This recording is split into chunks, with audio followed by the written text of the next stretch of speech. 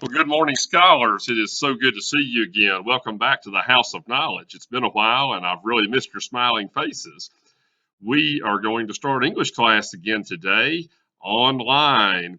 I hope that all of you have tuned into Miss Davis's daily Zoom session, and what I'm asking you to do is to each day following her session, jump on over to jaguarenglish.weebly.com, and then we will have ELA class, which will last about 20 minutes every day. We are going to be reading a book called The Lion, the Witch, and the Wardrobe, and you can find this book by going to the site Miss York has set up, jmcssnortheast.weebly.com. Then click on the reading button, then scroll down to the bottom, and there is a button to read the book, and there is a button to listen to the book. And you know that I encourage you to do both because you hit different parts of the brain by doing that. So I encourage you to have the listening mode going and then follow along and read it as well. Today's session is just going to be an overview of the author, whose name is C.S. Lewis. So let's begin to talk about C.S. Lewis. This is a picture of our author, C.S. Lewis, and he lived from 1898 until 1963. His full name was Clive Staples Lewis. He was born in 1898 in Ireland, and he was friends with J.R.R. Tolkien as an adult. And you probably know J.R.R. Tolkien as the author of The Hobbit. Both of these men belonged to a writers' club that often met and discussed ideas. You'll see more about that in the video. And he was very fascinated with fantasy and fairy tales, and you'll see that come out as we began reading The Lion, the Witch, and the Wardrobe. C.S. Lewis spent a lot of time writing, and he is famous for a large number of books. Some of his most famous books are The Chronicles of Narnia, which was a set of 7 books, The Screwtape Letters, Miracles, Letters to Children, and Timeless at Heart. He actually wrote over 65 books and short stories. Let's watch a brief video that will tell us a little bit more about the life of C.S. Lewis. British writer C.S. Lewis had his own posse called the Inklings at Oxford. And the Inklings certainly influenced Lewis's most popular fantasy books, The Chronicles of Narnia, not to mention his books on Christian theology, like the Screwtape Letters. The Inklings were formed in the early 1930s. An undergrad student at Oxford wanted to form a literary club and invited Lewis and his buddy, John Ronald Reuel Tolkien, to be a part of it. Lewis and Tolkien taught at Oxford, and the students thought they'd give the group some cred. They did, but in 1933 the original group had disbanded, with the exception of Lewis and Tolkien. So Lewis took over the Inklings and started having meetings in his room in Magdalene College. The Inklings weren't a formal society. They were more of an exclusive collection of friends. It almost goes without saying that they were all dudes. They were writers who tended to be interested in mythology and fantasy, and they were one dungeon master away from a pretty killer D&D campaign. The Inklings were all affiliated with Oxford University, and they were all interested in Christianity.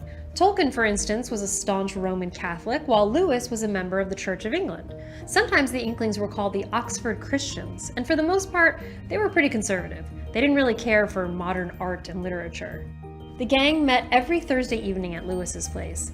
They'd get out their pipes because, of course, there are pipes at a to-do like that. Everybody more or less looked like Sherlock Holmes. Someone would pour some tea or something a little stronger, and then they'd read each other's manuscripts aloud and talk about them. They were essentially a writer's workshop, and Lewis was the unofficial leader of the group. His fellow Inklings included the writers Charles Williams and Owen Barfield, who aren't very famous, and J.R.R. Tolkien, who is, on account of writing The Lord of the Rings. Lewis's beloved older brother Warren was also part of the gang, though he was better known for his hosting duties than his literary contributions. The Inklings would also meet at a now famous pub in Oxford called the Eagle and Child. It was sometimes also called the Bird and the Baby, or just the Bird. During his time with the Inklings, Lewis helped his fellow writers, like Tolkien, grow, and he developed his own fiction writing voice as well. the frank, honest critiques his Inkling buddies gave his work made it better.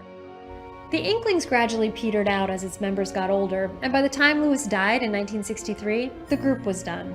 But from the early 1930s to the late 1940s, C.S. Lewis's place was the literary hang for English fantasy writers, and Lewis was at the center of it all.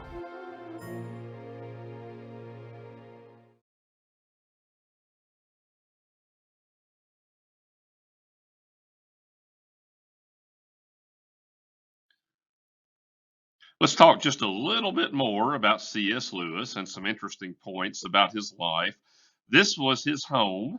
It is called the Kelley, and it is located in Oxford, England. And to this day, it is still open for tours. This was the church where C.S. Lewis worshiped. It is called Holy Trinity Church, and it is affiliated with the Church of England. The church is about a 10-minute walk from his home, and this is also where C.S. Lewis is buried. This is where C.S. Lewis served as a professor for many years.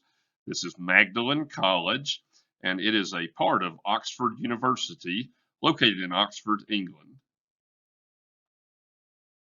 Here are just a few more interesting facts about our author, C.S. Lewis.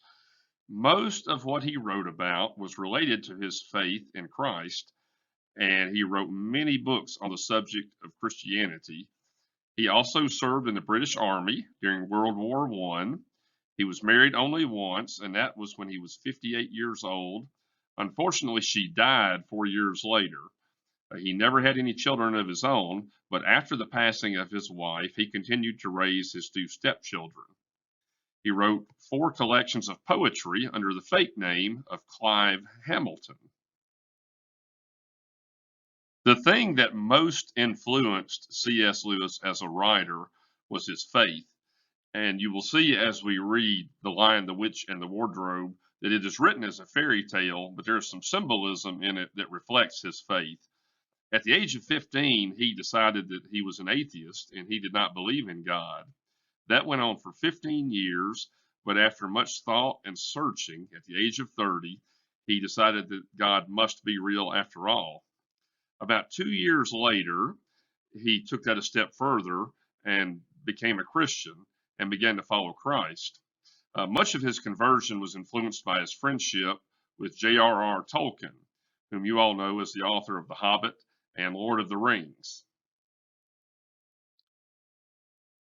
These are just a few more resources that you may go to if you would like to do a little bit more research on the life of C.S. Lewis. So feel free to take advantage of these if you would like.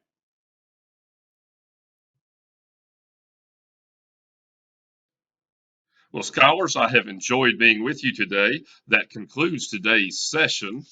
If you have some extra time on your hands, I hope that you will begin reading the novel. Once again, it can be found at jmcsnortheast.weebly.com. Click on reading, then scroll down to the bottom, and there's a button to read it. There is a button to listen to it.